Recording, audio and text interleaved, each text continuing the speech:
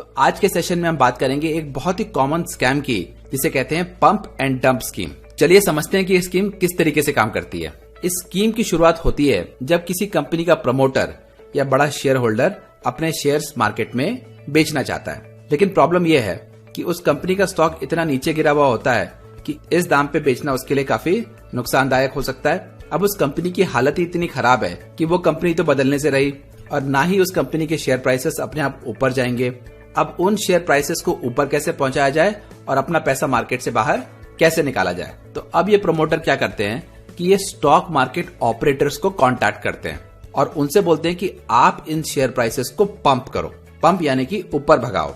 अब आप उसको किस तरीके से करते हैं वो आपके ऊपर है। तो यहाँ से स्टार्ट होता है फेज 1 यानी कि पंपिंग ऑफ द शेयर्स। तो ये जो ऑपरेटर्स होते हैं ये बहुत ही मंझे हुए खिलाड़ी होते हैं। इनको पता होता है कि इस तरीके के जो स्टॉक्स हैं, इस तरीके की जो कंपनियां हैं, अपने आप तो ये भागने से रही। तो सबसे पहला काम वो ये करते हैं कि इस स्टॉक में कुछ ट्रेडिंग एक्टिविटी शुरू कर देते हैं ताकि वो लोगों का ध्यान इस स्टॉक की तरफ आकर्षित कर पाए। तो इसके लिए वो और दूसरे ऑपरेटर्स मिलके उस स्टॉक की ट्रेडिंग आपस में ही करना शुरू कर देते हैं।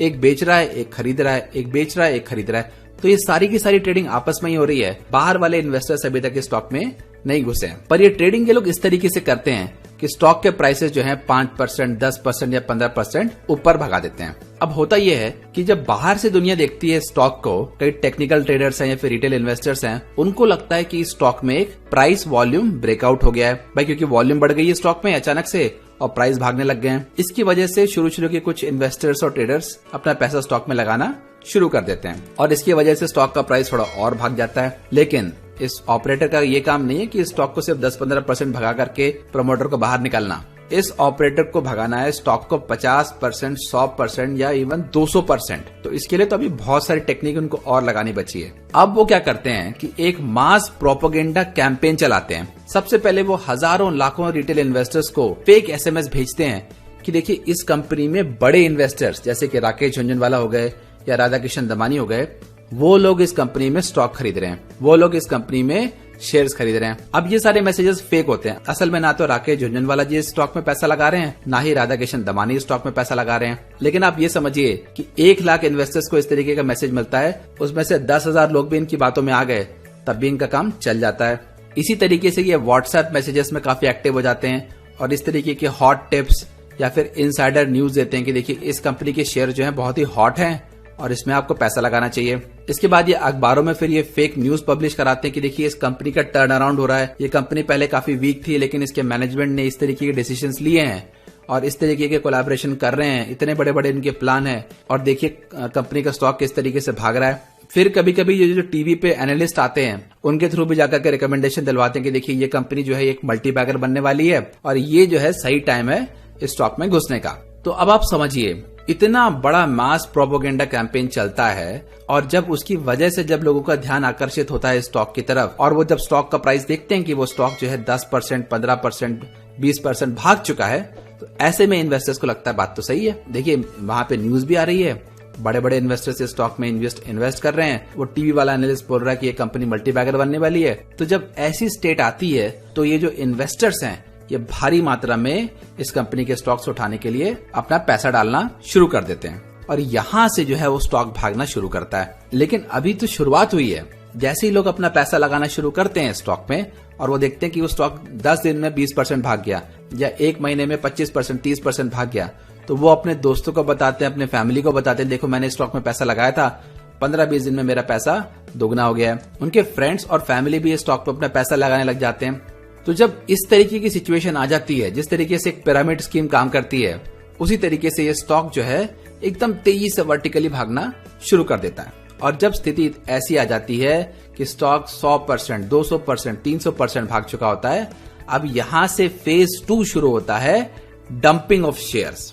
अब ये ऑपरेटर जो है प्रमोटर के पास जाके बोलता है कि साहब मेरा काम तो हो गया, मैंने आपकी कंपनी के स्टॉक्स को ऊपर पहुंचा दिया है, अब आपको जो करना है आप करो। तो प्रमोटर क्या करता है, प्रमोटर के तो वारे न्यारे हो गए, तो अब वो क्या करता है अपने शेयर जो है वो बेचना शुरू करता है। अब ध्यान देने की बात यह है कि उसको ये पता है कि अगर मैं बहुत तेजी से शेयर्स बेचूंगा तो लोगों को समझ में आ जाएगा, तो वो क्या करता है धीरे धीरे करके शेयर से अपने बेचना शुरू कर देता है और कुछ दिनों में और कुछ हफ्तों में वो स्टॉक से पूरी तरीके से बाहर हो जाता है। अब आप समझिए लोगों की सिचुएशन। अब लोगों ने स्टॉक खरीदा हुआ है।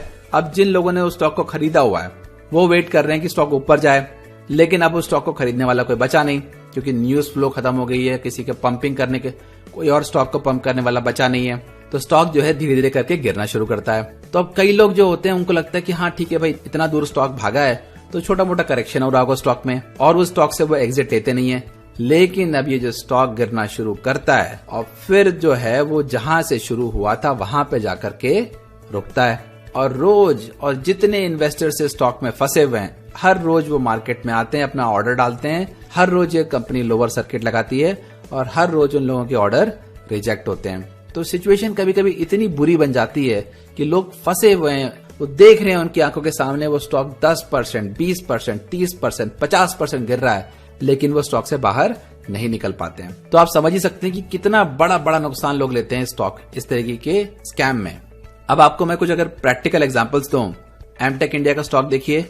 इस कंपनी पे कुछ इल्जाम थे कि कुछ फाइनेंशियल इरेगुलरिटीज में कर रही थी, लेकिन उन्होंने क्या किया कि अपनी कंपनी का नाम चेंज कर दिया एमटेक इंडिया से कैस्टेक, और इन्होंने एक बहुत बढ़िया पंप एंड डंप स्कीम चलाई और हजारों इन्वेस्टर्स को इस स्टॉक में नुकसान हुआ। इसी तरीके से आप देखें सुराना सोलर, इसके बारे में मैंने एक और वीडियो में बात की है। बहुत ही बड़ा पंप एंड डंप ऑपरेशन था, और इस स्टॉक की खास बात यह लगती है मेरे को कि ना केवल इस स्टॉक में लोगों ने एक बार पैसा गवाया, बल्कि 2 बार पैसा गवाया।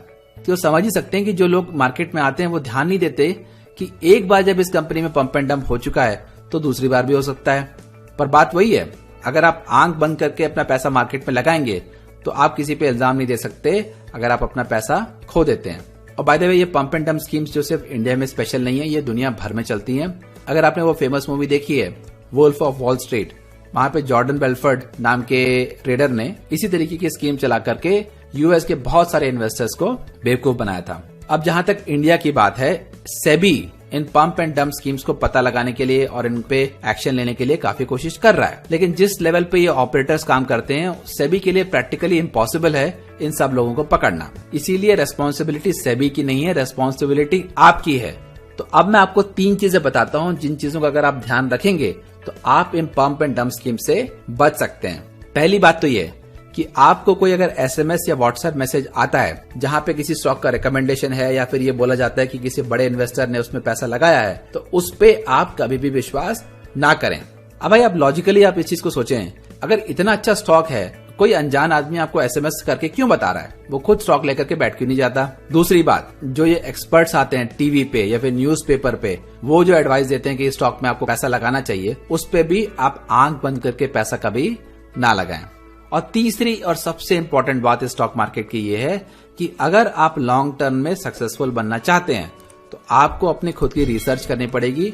आपको खुद फाइनेंशियल स्टेटमेंट्स पढ़ना आना चाहिए, खुद फंडामेंटल एनालिसिस करना आना चाहिए, ताकि आप इस स्टॉक मार्केट में एक पैसा लगाने के पहले भी खुद पता करें, खुद समझें कि कौन से स्टॉक्स में पैसा लगाना चाहिए और कौन से स्टॉक से दूर रहना चाहिए।